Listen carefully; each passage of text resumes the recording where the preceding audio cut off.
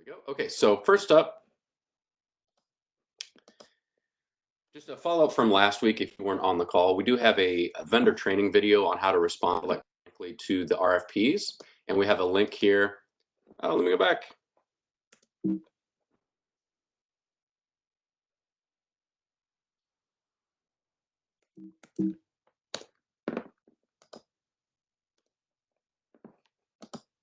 There we go. We have a link to the vendor training video on how to respond electronically to RFPs. Now, this link is going to be added to the RFP attachments for the vendor instructions. So you're going to see that as a new attachment in the next couple of days. But here's a link in the slides. If you would like to share, you can share the link specifically or directly to vendors if you'd like. We had a great question last week. Hey, can we send that out as a bid amendment? Absolutely, you can. Just send the link. It's just a YouTube link.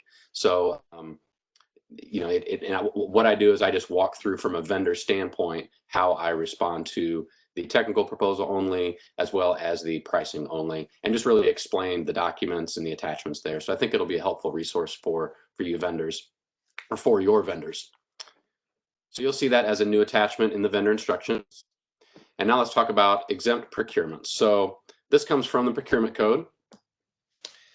Each state agency shall post to the appropriate procurement bulletin the name of the contractor, a description of the supplier service provided, the total amount of the contract, the term of the contract, and the exception to the code being utilized.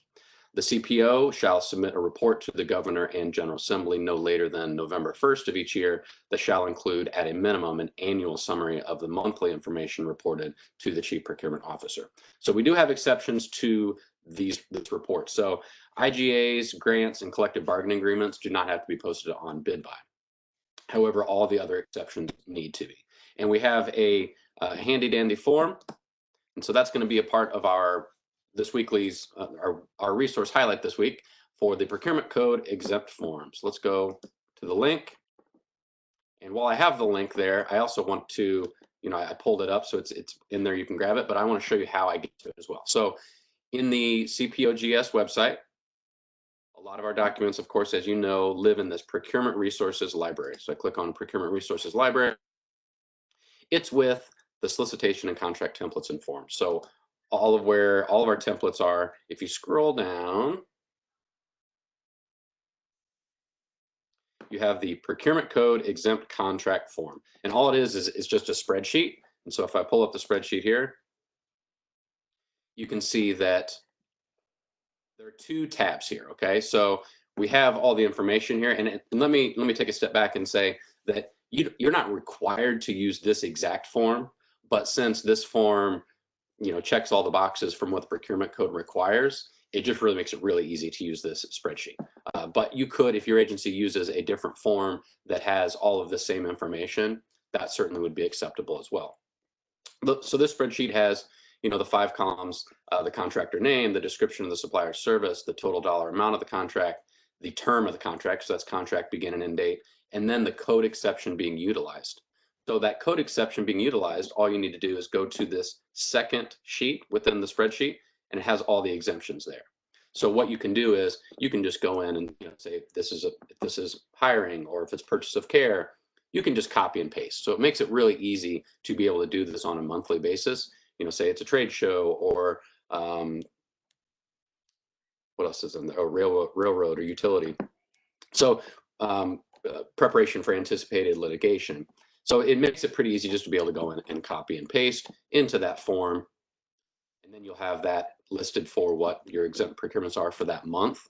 And so on a monthly basis, it will have to be posted out there. And then for agencies that you may not have any that month, that you don't have to post something out saying that you did not have any. But if you do have any, we say that you should be putting them out there on a monthly basis. And then, as we said earlier, that report goes to the Governor and the General Assembly for all of your agency's exempt procurements. Okay, let's go back to, so that's our weekly resource highlight. Not a lot there, but it is important as we do this weekly resource highlight just to show you what's out there on our website and how you can access different documents. Okay, so our fun fact, last week we did baseball. this week we're going to do a little bit of football. So May 19th, 1935, the National Football League adopted an annual college draft to begin in 1936. So it would start that next year. So that's all for your football fans. For you non-football fans, it's National Devil's Food Cake Day. So you can go ahead and make some Devil's Food Cake. The other one that I almost put on there that I thought was really, really cool was in 1962 when Marilyn Monroe sang Happy Birthday to JFK. That was the other one that was on May 19th, 1962. And of course, you know, everybody has the assumption or the suspicion that they were engaged in an affair at the time. So let's see, we have some questions. Are you displaying the form? I was displaying the form. Let me get out of here and go back.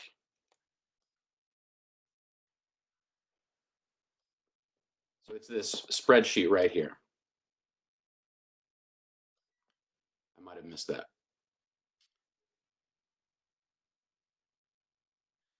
Good questions. Can the exempt chart be used for COVID-19 exemptions as well? Certainly. Will the purchases made under the emergency proclamation be required to be reported in this format? Let me double check. My assumption is it would be the same exact thing because it is exempt, you know, under the COVID-19 disaster proclamation. It is, those purchases are exempt. And so when it talks about exemption, this is the format that will need to be there. But that's a specific and good enough question that I am going to double check that is correct. But at this point, I would say this would be the format that would need to be used. But let me double check. That's a great question. Is there a drop down on the spreadsheet for the code exemption utilized field? So it's not a drop down, but it is on the second tab here. So you have the first sheet here, and I have the exemptions. And I'm getting some answers here from an SPO. They're not required to post the COVID procurements, at least not now, potentially in the future. Okay, so I guess they don't have to be posted right now. My assumption was that they would have to be posted at the end of this anyway, so why not just go ahead and get them posted? But I will double check exactly when they would, but that's what I'm hearing is not required to be posted right now, so anything in this month, but potentially they will need to be in the future. Certainly by posting them, you are checking the box for potentially having to in the future. So if your agency does have that bandwidth to be able to go ahead and do that, you certainly could, or you could circle back a little bit later and post those. So on the first page, so you said no on the first page, click on that box. No, I don't think there's a drop down here. I think you have the second sheet here, the tab that has the exemptions, and then you can, you know, go in and I could copy and paste what the exemption would be. So I would complete that and just copy and paste, but there's no drop down. Okay, any other questions about our exemptions? If we post now, do we need to repost after the disaster proclamation expires? No, if you once it's posted once, that's it. So if you did post now, you wouldn't have to post again when this is over. But the answer I'm getting from an SPO is you don't have to right now, but you potentially will need to in the future. On the line that you enter information on, is there a drop down? So I'm on the first page. You said on the first page, click on that box on the line that you enter information on.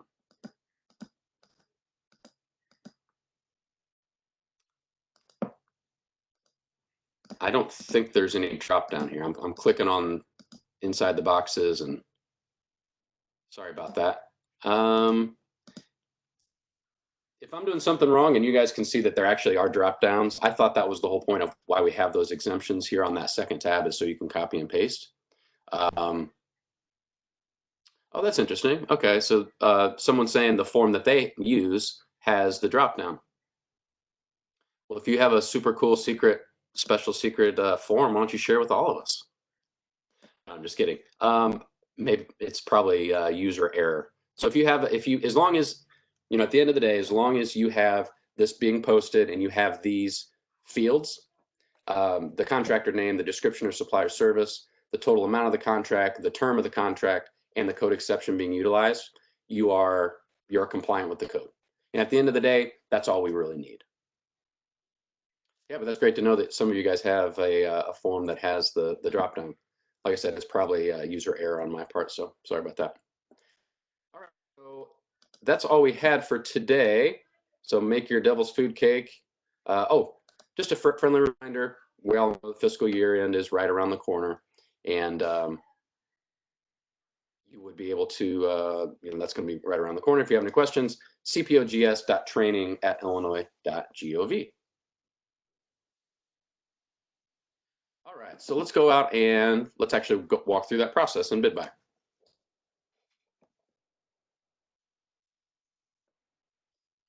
Oh, this is great. Yeah, thank you, Derek, for the reminder.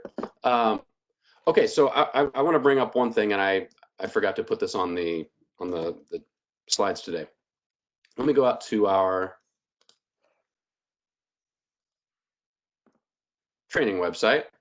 So the bid buy training resources page. So certainly this is going to make a little bit more sense for those of you folks that have been around the last couple of years. When we initially stood up bid buy, we had a system where each agency had an agency trainer. So if you had a question about bid buy, the first thing you would do you would contact the agency bid buy trainer that you would have, which would be someone in your office or potentially in another location. But now that we've moved away from that model, and now Derek Reeves and I are essentially the CPOGS bid buy trainers. On this bid buy training resources page, and I'm always happy to answer questions when I can, but what's happened the last few weeks is I feel that a few things might be slipping through the cracks, and I'm not responding as quickly as I should just because there's a lot of questions coming in. And I had the realization the other day that, oh, look at the bid buy training resources page. The end user support process, it says ask the bid buy trainer, which if, looking back, if you were around a few years ago, that might click in your brain and you go, oh, they mean the agency bid buy trainer. But if you are new, I want to apologize because I might have answered, your question, and I might have put in something like, in the future, if you have these questions, reach out to somebody at your agency, just so you can get, potentially get your question answered quicker. And I realize that this is here. So thanks for the reminder, Derek. It was kind of funny. I had the realization that, oh yeah, of course, someone's going to this page and they're looking at it and saying, well, yeah, I am asking the bid buy trainer. That Dave guy is the bid buy trainer. So really what this box is going to say, and we're going to, change that, is, something to the effect of ask a coworker, ask the bid buy trainer, because you potentially could have somebody at your agency that is still your agency bid buy trainer. And then we'll elevate it up to the APO. At that point, elevate it up to the SPO, where everybody's on the same email thread. And then once it gets to the SPO level, if the SPO can't handle it, then or it's something that they can't answer, or perhaps it's something with the with the system, because that happens as well too sometimes, then we'll contact the help desk, because that way that flow of information, whether when the help desk is answering a question, the SPO, the APO, that end user is going to be on that same email. Because what ended up happening is there would be maybe 5 different people asking the same exact question, and then so I'd be responding directly to I think it's better if it's more if it's set up so that multiple people are on that answer, so the next time somebody has that same question, you guys can answer it quicker by just being in-house. So thank you for that. So let's go out and walk through how we post an exempt procurement. Go to our train. This is our bid buy activity for this week. Oh, before I get there, I have another reminder. Let's remind, so the state user inbox. So let's go back to this. Where was that? Back to this. When we say contact the help desk, so we have 2 different help desks, right? We have the vendor help desk, but we also have the state user help desk. So there's 2 different things. So the state user inbox is stateuser.bidbuy@Illinois. And the vendor help desk is il.bidby@illinois.gov. So if you go to, let me go ahead and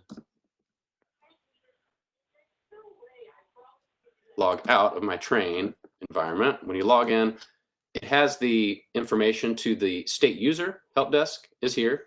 It's all on your home screen. But vendors will see that there is the vendor BidBuy help desk that is right down here. So just to differentiate, there are two different help desks. Let's see if we have any other. Oh, the fantastic Joe Kim. We have a good answer for why the spreadsheets might be different.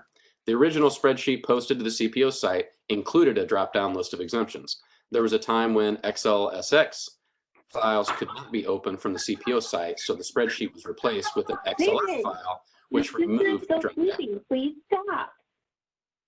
Now, XLSX can again be opened on the website, so I'll add it back momentarily. Fantastic. Thanks, Joe. All right, so it wasn't just completely my fault. Okay, so let's go back into our bid by activity where we're just going to post an exempt procurement. Once again, just as a reminder, you go to that job aid and just walk down the job aid that you have there. So really all we're going to be doing is we're going to be just creating a bid from scratch, putting in the information that we need, attaching that spreadsheet, and then posting it publicly. So we are going to create a bid solicitation by clicking that plus sign. Then we click bid solicitation. We're going to be creating a bid from scratch. So I'll hit continue there.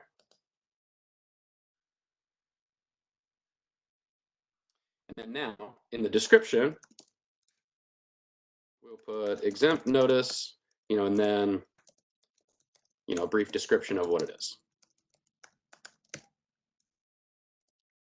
Hiring or, whatever it happened to be.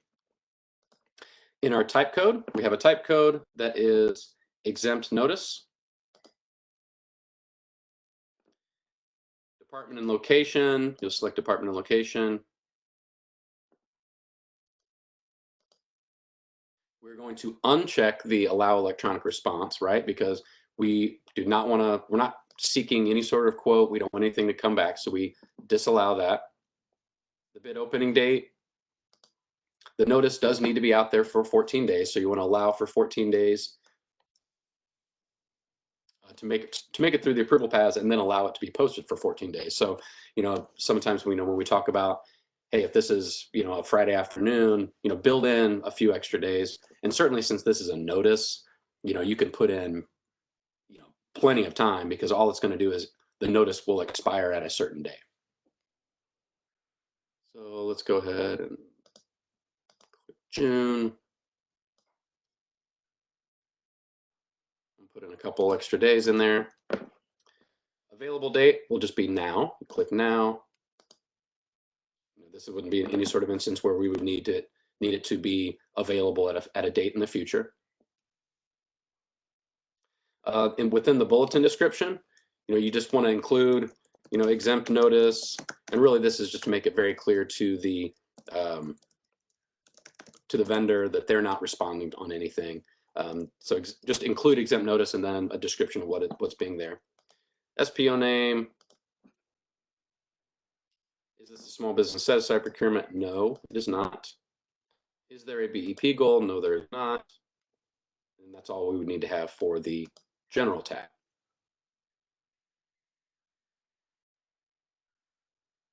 Okay, we don't have any items yet. Let me just go back to my job aid and just double check. Market.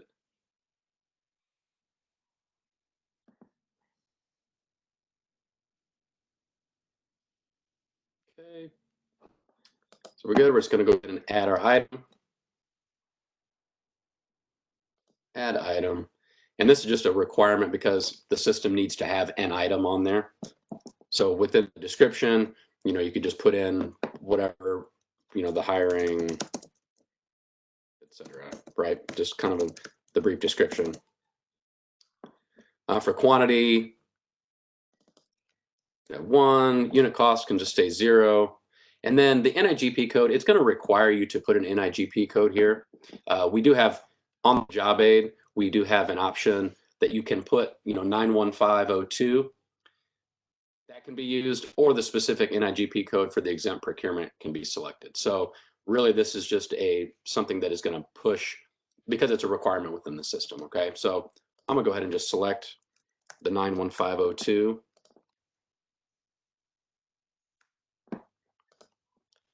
And all that is communications, media relations. That seems appropriate since we're putting it out as a notice. So save and exit. Our error is gone. Address, you won't need to be doing anything with the address, right? Because it's just a post. The accounting will need to be done because that triggers the approval paths. So we do the accounting by selecting the magnifying glass. We get a pop-up, and then we select find it to get all our options. Or you could just select the E and you'll get the exempt, emergency and exempt that pops up. So we're going to select exempt. And then we do our 2-step, which is we save based on percentages, which just saves the exempt account. So over here on the right, you can see that there's the total 100%. So that's saved based on percentages. And then when we rebuild for all items, it takes that exempt account code and applies it to all the line items. In this case, we would just have the 1. So we're done there. We get to attachments. We really only need to have the 1 attachment, which will be the spreadsheet that we completed. So add file, choose file, just like the way you normally would always go in and add any documents. Let's see, I had it downloaded here.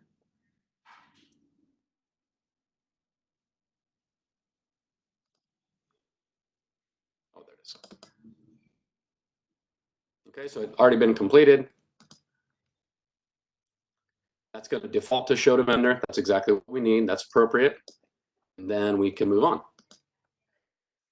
Now for the bidders, we don't want to go in and select all our bidders. You could go in and, referring back to our job aid, you can go in and add the bidders for that procurement. But as long as it's being publicly posted and it's unrestricted, right, like this, you're fine. You don't have to go in and add a bunch of vendors. And we specifically say, please do not go in and just, if I look up and add all vendors, some 10,000 vendors, please do not do that. And I'm going to pull up the job aid just to show you. We specifically call that out. Do not send to all vendors in bid by, because what happens is it just bogs down the system when it's trying to send out a notification to 10,000 plus vendors. Okay. So not a lot to do on the bidders. We don't do questions, amendments, Q&As. I don't see where you would need to add a reminder, but you certainly can use the reminders tab the way you normally would for any other procurement. Summary tab, we submit for approval. Okay, we have this overall validation warning that says no bid bidder. That's absolutely fine because of this exempt notice. No one's going to be specifically notified, but it is out there and it's publicly posted, and so that is compliant with the code. Okay, so I scroll down the bottom, submit for approval. It will route through the approval paths the way it normally would. Since we're in the training environment, it's going to allow me to automatically approve. Of course, you wouldn't be able to do that in the production environment. So once it gets all the way through to the SPO will be the final approval. They'll approve, and then they will send the bid, which publicly posts it out. Okay, so any question on that? There's not a lot to that, really. I mean, you're just going in and attaching that one document, and making the other, I guess, 2 big pieces of information. You want to uncheck the allow electronic response just to make sure that it's clear that the vendor's not going to be able to submit anything. Sometimes there can be a confusion on, you guys see it sometimes on renewals too, where if you don't uncheck that, a vendor may send in a quote or something on an item that you actually already have the renewal, and you guys were just doing the renewal notice. And then, you attach the spreadsheet, and then as a part of your bidders, you don't have to add bidders, but you can using that NIGP code, but do not add all bidders. And then submit, and it'll be published. And then you come back the next month and do the same thing. All right, do we have any questions? All right, not seeing any questions. I'll go ahead and end the recording. Let me know if there are any other questions. You can always contact cpogs.training@illinois.gov, and we'll see you guys next week. Have a fantastic week. Thank you.